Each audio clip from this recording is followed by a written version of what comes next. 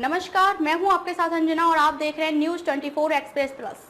आइए शुरुआत करते हैं आज की प्रमुख खबर से। अजमेर बार एसोसिएशन के सदस्य वकील के साथ मारपीट होने को लेकर समस्त वकील एक साथ होकर एसपी कार्यालय पहुंचे और अपराधियों के खिलाफ जानलेवा हमला करने वहां मॉब लॉन्चिंग की धाराओं में मुकदमा दर्ज करने दोषियों को गिरफ्तार कर कड़ी कार्रवाई करने के लिए एसपी को ज्ञापन दिया। वकीलों का कहना है कि वहां के पार्षद लक्ष्मी बंडल व ईश्वर राजौरिया ने वहां के लोगों को एकत्रित कर रखा था और जैसे ही हमारे वकील साथी वहां पहुंचे तो उन्होंने वो कहा वकील आ गया, इसे जान से खत्म कर दो। और इन दोनों के उकसावे में आकर 15 से 20 सामाजिक तत्वों की भीड़ आ गई। सभी लोगों ने मिलकर अधिवक्ता राजदीप सिंह चौधरी के साथ जान से मारने की नियत से गंभीर मारपीट की, जिससे उनकी नाक फ्रैक्चर हो गई। सर में, पसलियों में, उंगलियों में गंभीर चोट आई। सभी लोगों द्वारा वकील समुदाय को गंदी गालियां व अपमानजनक शब्द कहे। इनका आरोप है कि स्थानीय पार्षद लक्ष्मी मंडल ने, ईश्वर राजौरिया वे उनके सहयोगी ने,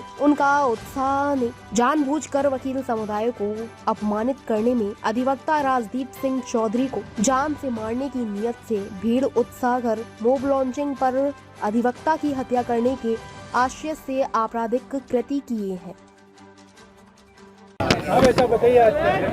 हमारे साथी अधिवक्ता राजदीप चौधरी के साथ 3 दिन पहले मारपीट हो गई थी और मारपीट वहाँ बुंदेल पार्षद है कोई, उसने लक्ष्मी बुंदेल है, उसके पति ने वहाँ मॉब इकट्ठा कर रखा था।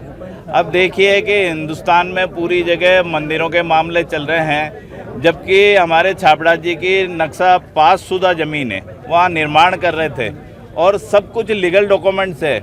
मंदिर वालों को क्या है कि ये सुविधा दे रहे थे कि वहाँ कभी भी भोजन होता तो कर लेते थे। अब उस भोजन की आड़ में वो ज़मीन पे कब्जा करना चाह रहे हैं, जबकि मंदिर के भी कोई लीगल डॉक्यूमेंट्स नहीं है और पास वाली ज़मीन के भी कोई लीगल डॉक्यूमेंट्स नहीं है। इसलिए हिंदुस्तान का माहौल ख़राब नहीं हो, इस तरीके के मंदिर के जैसे सेंसिटिव मामले में पुलिस को एक्टिव रहना चाहिए और एक्टिव रह के काम करना चाहिए। वहाँ स्थानीय लोगों ने जिन लोगों ने वकील के साथ मारपीट की उनको तत्काल 151 में बंद करना चाहिए, जब पुलिस ने नहीं किया।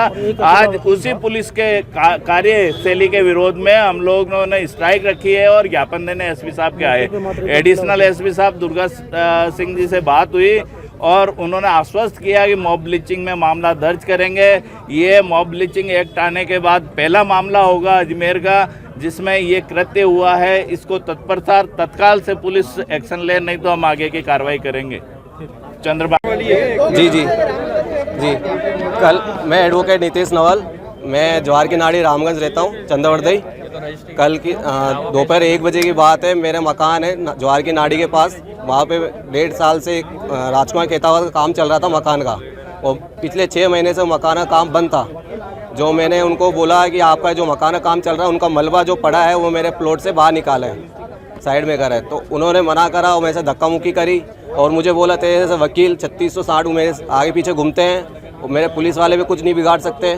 और मुझे हॉकी के डंडों से, बेसबॉल के डंडों से मेरे भाई को, हितेश नवल को, मेरे भाभी को, सबको मारा। उन्होंने घसीट के मारा। मेरे भी हाथ में चोट आई, फ्रैक्चर हुआ है मेरे, तो सिर पे भी लगी है, आंखों में भी सूजन है, सब जगह मुझे मारा। एसपी साहब क्या चाहते हैं? मैं बस ये चाहता हूँ एसपी साहब से मुझे न्याय मिले और उन अपराधियों की जो गुंडे हैं उनको तुरंत गिरफ्तारी करें। आपने कोई शिकायत दी है? मैंने रामगंज थाने में FIR दर्ज करवा दी है कल शाम को और मुझे न्याय चाहिए। एडवोकेट नीतीश नवल। दूसरा पक्ष है, उनका आरोप है कि आप जो है आप लोगों ने उनके घर पे जाकर जो है वहाँ गाली गलौज करी। नहीं, गाली गलौज कुछ नहीं करी साहब। आज के टाइम में भी 8% आप जाके देखोगे वहाँ पे मलबा पड़ा, उनका 6 महीने से काम बंद पड़ा है। वो पूरी नाली सीवरेज का पूरा पानी बाहर मेरे मकान के वहाँ इकट्ठा हो रखा है और मैंने उनको मना करा तो मेरे पे हाथोपाई करे, मेरे पे लाठी डंडों से हमला करा और मुझे बुरी तरह से मारा। कीर्तन खेतावत, लक्ष्य खेतावत, साहित्य खेतावत, हिमांशु खेतावत, दर्शन खेतावत, इन्होंने सबने मिलकर मुझे लाठी डंडों से मारा मुझे। एडवोकेट नीतीश नवल।